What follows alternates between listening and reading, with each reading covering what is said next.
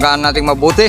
Mas alagaan pa natin dahil ito'y libre na lahat nga ay pagputihin natin para maulit yung ganitong programa dito sa bayan na pagaganda. At may masundan itong mga farmers natin dyan. O, ayan na.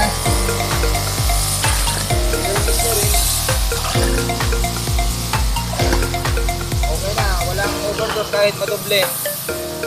Paparazot guys, kung maaari, huwag niyong haluan ng insecticide. Dahil maasetam itong paparazot guys. Para sa bacteria.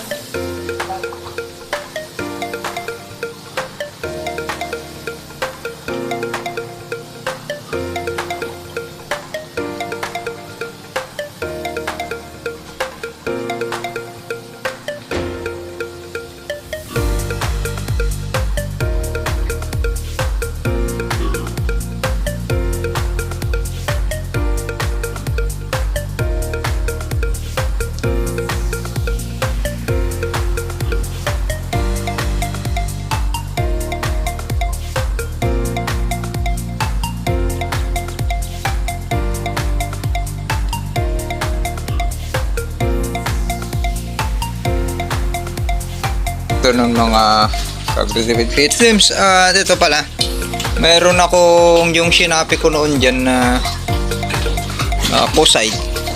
Hanapin natin, parang meron dyan na nakatago. Ayan, kadarating natin, galing tayong Quezon kanina. Lalaki na Grace, lalaki na nila buntis na.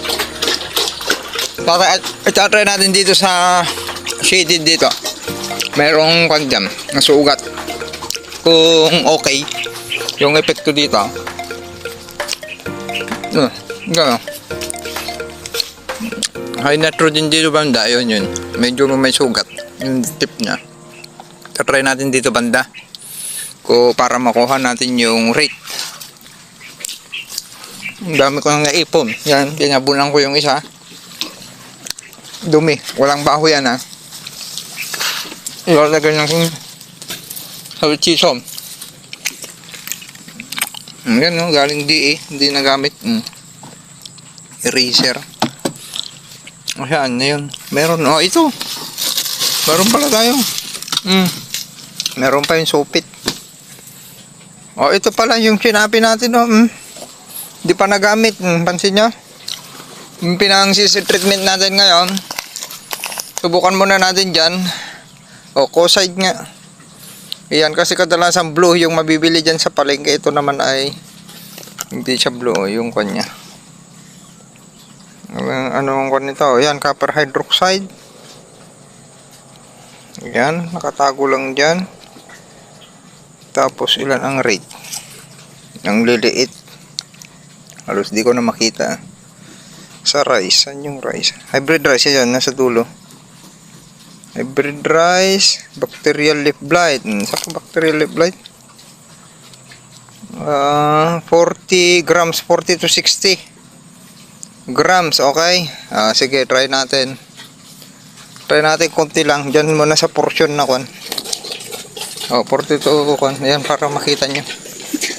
Pause. At papakita ko sa inyo. Kunin natin yung sprayer. Naka-full charge yun. Tapos yung stick lang na isa.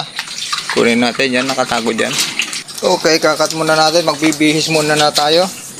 Yan, single lang para masubukan. At kung okay yung epekto ay titira tayo. Cut. At magbibihis lang saglit. Kinat ko na, ayan. Para sabay-sabay tayo na mag-experiment. 42, 60 gram. Punta muna tayo sa 40. Halos parehas yan, ml at saka gram. Tignan natin, yung 50.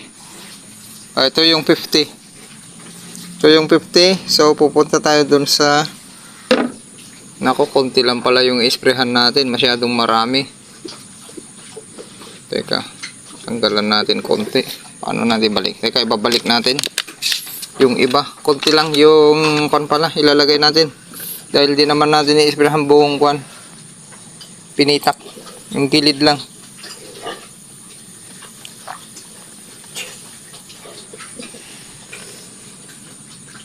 O yan na lang, mag-try lang tayo muna sa gilid. Saan na yung nito? Number nito. Ayan. 50, 50, 30. Nasa lang. Nasa 10 ml lang. Okay? 10 to 15 ml. Cut. Pause mo na. Ito, ibabalik natin doon. Itatago natin. O, ayan ah. Pang iubos natin 10 to 15 ml yan. Ay, grams. Ayan ah.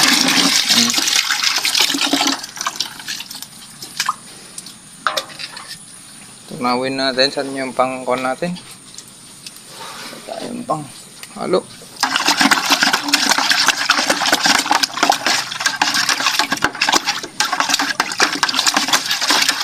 Okay, yan. Para makita nyo ng actual. Lagay natin. 1 hand. Sana hindi matapon.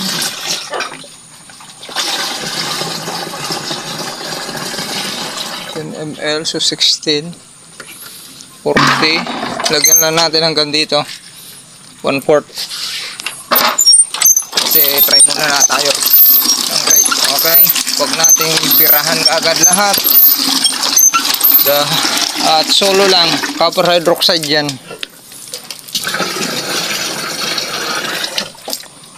O, pwede na. Ayan. Ayan ah. Hanggang dito. Okay. Haluin ulit natin.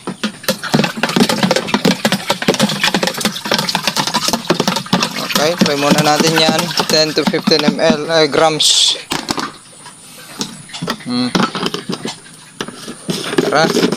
Sa gilid. Wala nang cut-cut. Yan. Nakabihis na ako.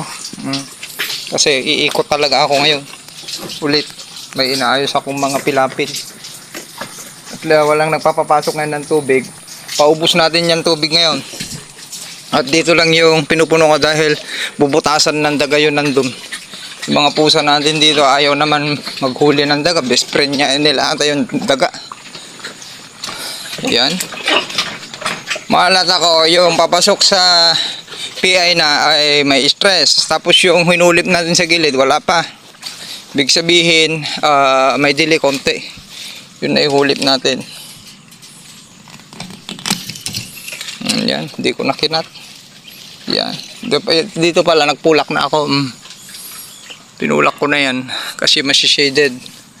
Okay? Gamutin natin yon doon tapos mag-prevention tayo dito sa gilid. Yan. Ayan, dito na. Para makita nyo. Automatic to, tatamaan tong gilid natin. Kita nyo na. Lalaki ng palay dito. Dito na lang sa gilid. Ayan, may tama dyan. Konti. Yung dating sugat pa yan. Nung tinatatukan ko na. Ang tangkad ng palay natin. Pero at least yan ay mapatigas natin. Ayan may konting sugat. Sa hangin. Tapos ito, try na rin natin itong inbreed na maliliit para hindi ka nagkakamali sa copper hydroxide. Kasi nandyan 40 to 70 days old yung edad. Dito na rin. Itong gilid na to. Hindi na tayo pupunta to. Dito na lang sa gilid. Para makita nyo dito banda. May sugat yan. Kuhan natin. Dulo. Pangit na mahangin. Yung low pressure pa rin yan. Tangkad. Ganda. Kung okay siya ay ititira natin lahat yon. Yung binili natin sa Shopee at magagamit na natin ngayon. Kakahiya naman sa Department of Agriculture at sa leads company kung hindi tayo gagamit ng kwan. Baka sana may mag-drone sila. Dinubli na natin para makita nyo kung may overdose dito banda. Okay. Obserbahan natin. May konting damage doon lang sa tip. Kung makarecover, punta pa tayo doon. Yan. Oh, doble na. Ayan oh, may konting tama yung tip. Basta papasok ng PI, ang palay, tubuting, stress yan, pagbubuntis. Dito, ang lalaki. Dating dinaanan ko, nag-folder tayo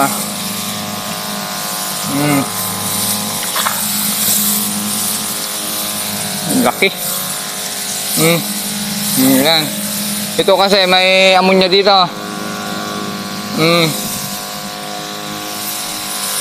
Nandiyan o yung pinatuluan ko dati pero sinara ko na.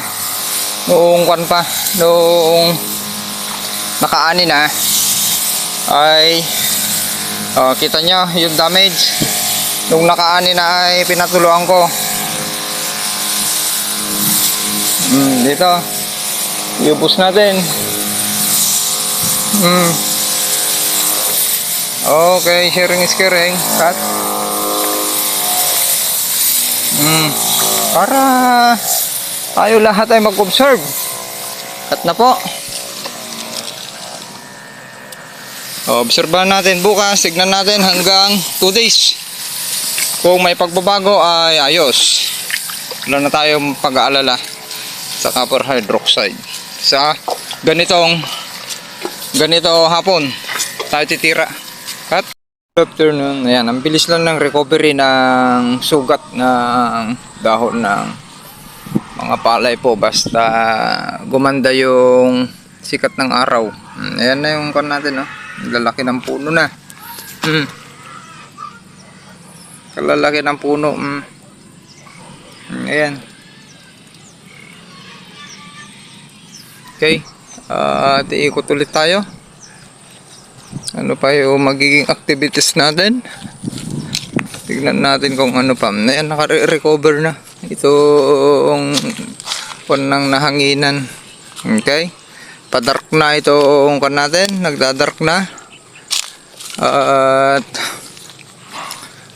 pag nagda-dark na ay nagbubuo na ng uhay sa loob ng puno. Panicle formation na. Yan, magpapanicle formation na. Yan na yung PI, yung mga huli, yung mga sowi ay nasa PI. Tapos yung mga main puno ay nasa panicle formation na. Primordium, panicle formation to voting na pag bumilog na. At panicle exertion na. Okay, pag na tumaas yung plug lip shape lumabas na. Pag sumagad na ay panicle exertion na yung susunod po dyan hanggang flowering na po. Okay, yan na yung palay natin sa oras na 4:47. Ayan. Yan, paliliman lang natin dito kasi may daga para lumayas. Tapos ito nasa harap. Ayan yung palay natin. Ang planting height natin ito ay 106 cm. Ang 106 cm ay hanggang puson natin yung 106 cm. Kaya sa ganitong dry season ay mas mahirapan tayong abutin yung 100 cm dahil ano yung dahilan yung climate, kulang na pag-ulan at maiksi ang sikat ng araw. Okay, maiksi yung sikat ng araw, yung paglabas ng sikat ng araw ay maiksi. Tapos ano pa, yung humidity sa dry season. Okay, walang ulan, kulang sa sustansya, kaya maabot lang natin yun kung magkakarga tayo ng manure, at least 50 to 100 bags manure. Yun, makakatulong po yun para maabot natin yung planting height na gaya sa wet season. Kung gusto nyo ng planting height na parang sa wet season. Okay, kaya mas maaksaya sa dry season. Pero ang benepisyo naman sa dry season ay yung sa milling recovery. Mas malakas yung sikat ng araw at mas mabigat ang palay sa dry season. Okay, sharing. Cut. Tara sa loob at magpakain na po. Time check, 5:12 na. Medyo malamig na yung sikat ng araw at nakataas pa konti. At magpe-prevention tayo. Bali, ang lalagay natin ay 40 ml per tank load natin na 20 liters. Yan naman ay kulang na 2K square meter yung kayang ma-sprayhan. So yan, 40 to 60, pupunta lang tayo sa low rate. Low rate talaga yan, for prevention lang po natin. Okay naman yung nakuha natin doon, na-sprayhan natin, wala naman, at halos parehas lang naman, nag-recover na rin itong kuha natin na kahit wala pang fungicide. Pero para magamit natin ito ay gagamitin na natin. Okay, ayan, para may pakita ko sa inyo. Yan lang, low rate lang tayo. Para lang natin pa prevention lang. Sedikit sa hangin ulit ay may protection tayo ng 7 to 14 days. Halos 2 weeks na protection lang po yan. Hindi na natin uulitin. Okay? Para magamit na yan mga stock natin na nandyan. Ayan. Nasa pan na tayo. Panicle initiation. Yung iba mga suwi. Panicle formation. At 54 dust. Okay? Bibis lang tayo. At hindi na natin siguro ipapakita. Cut. At hindi rin natin matatapos. Tutuloy na lang natin bukas ng hapon din. Dahil baka mag-abuno tayo dun sa Quezon. Top dress. Cut. First top dress. Pakita na natin. Okay. Itong unang load natin. Haluin natin mabuti kasi nagmamadali na tayo. Kulang na tayo ng oras. At di naman tayong kwan. Kaya hindi natin tatapusin kahit maka 5,000 lang tayo.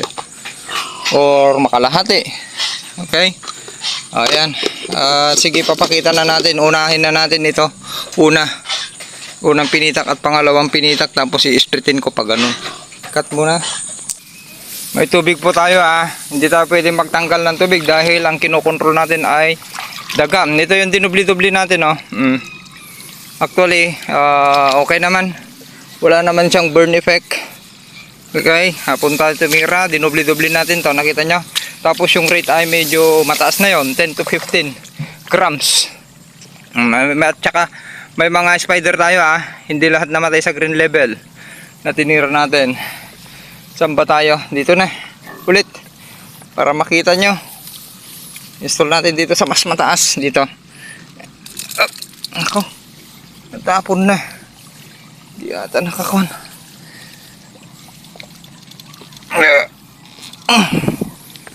Yan, tinaas ko para makita nyo mabuti. Hindi na natin ikakat. Sana ay hindi malaglag at malubat dahil sira na itong kuwan natin. Yan. Okay, ang tinira natin ay prevention copper hydroxide. Nakakahiya naman sa Department of Agriculture at LGU pagkuhan tayo sa kasalids. Kaya alagaan natin mabuti. Mas alagaan pa natin dahil ito'y libre na lahat nga ay pagbutihin natin para maulit yung ganitong programa dito sa alagaan natin mabuti. Mas alagaan pa natin dahil ito'y libre na lahat nga ay pagbutihin natin para maulit yung ganitong programa dito sa bayan na paggaganda. At may masundan itong mga farmers natin dyan. Ayan sharing. Okay na, walang overdose kahit madoble. Copper hydroxide, kung maaari, huwag nyong haluan ng insecticide. Dahil maaselan itong copper hydroxide. Para sa bacterial life.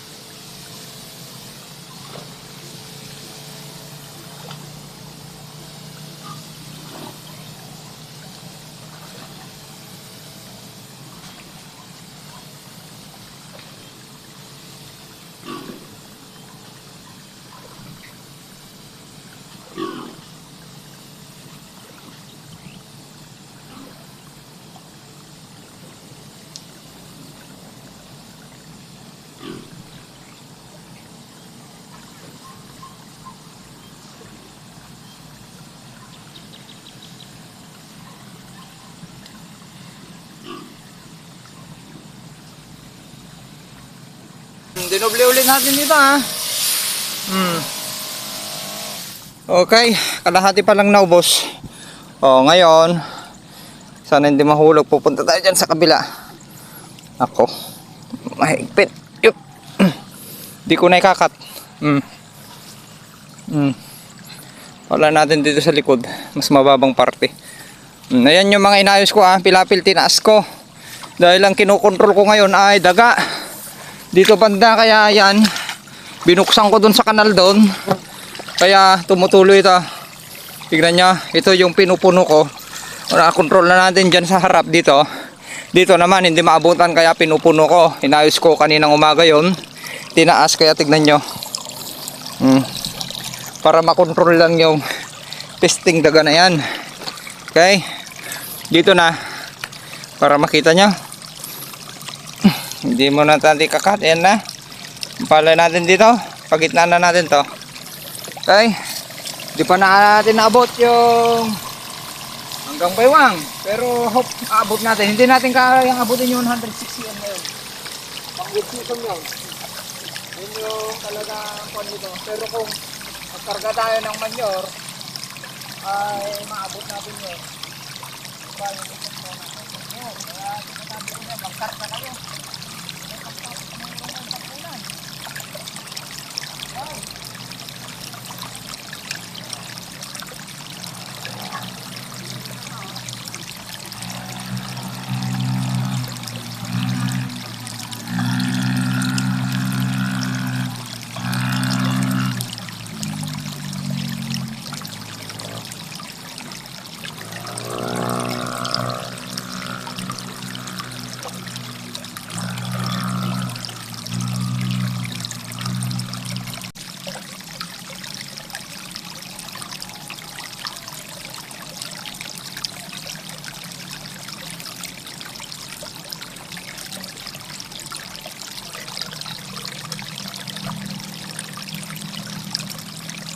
Okay, para makita nyo na dito na. Dami pa.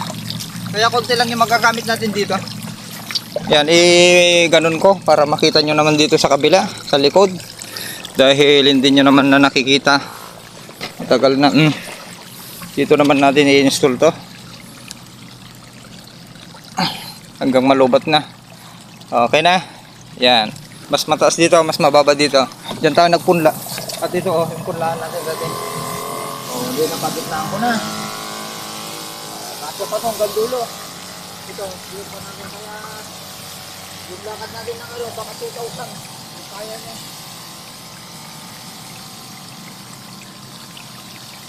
Division lang.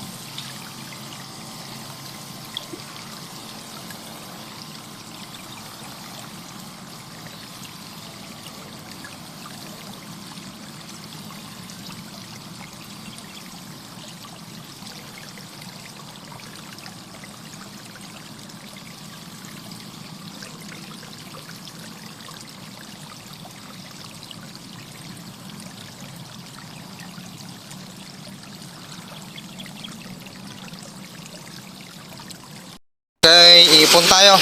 Magpuhugas at iipon ng tubig. Ayan lakas. Maligo tayo. Amoy organic po yung katawan natin. So ayan, pagpisaw sana hindi lag natin ulit. Ganyan kalakas Tapos ito, papunta dyan. Tapos ito, papunta doon. Pag kinargaan natin yung water pump, ito, isara natin to. Valve na to. Punta doon. Kakargahan yung tangke. Tapos bubuksan natin yung mga clear out dyan, clean out. Pwede na. Yan yung pupunta doon. Kung gusto natin isabay yon, buksan lang natin yon. Mas mataas yon. Konti, sabay sila. Ipon tayo.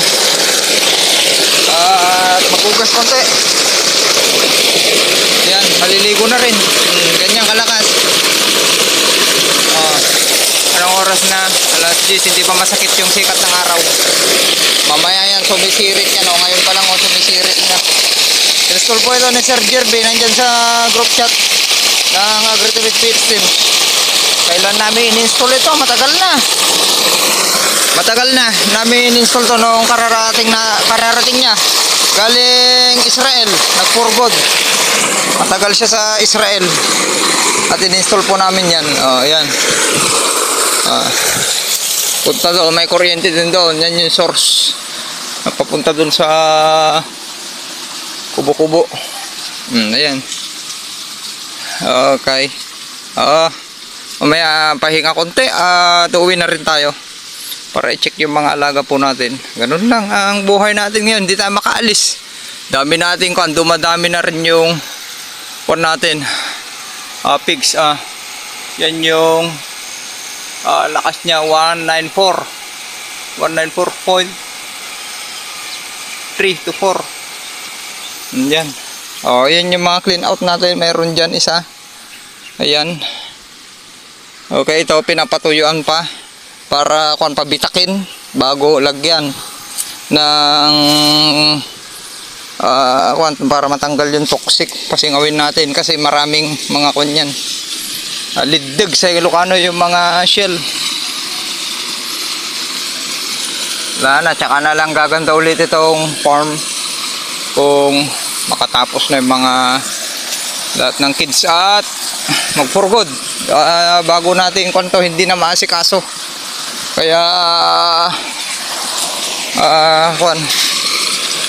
for retirement na lang.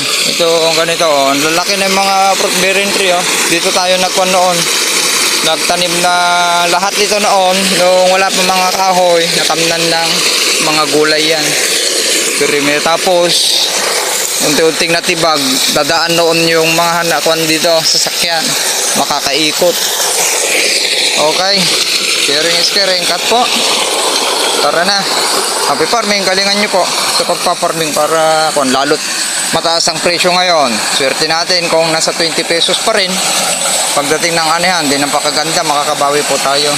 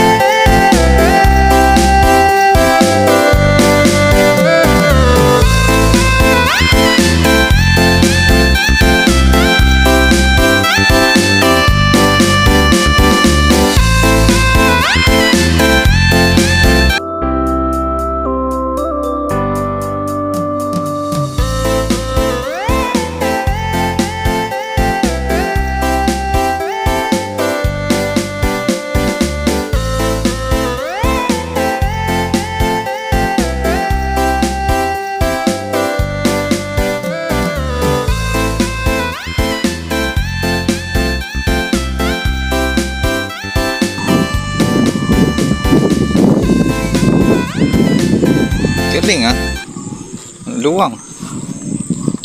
Nagahan po natin para makapag-ayos pa tayo ng pilapil bago tayo pupunta dun sa Quezon para matapos natin yung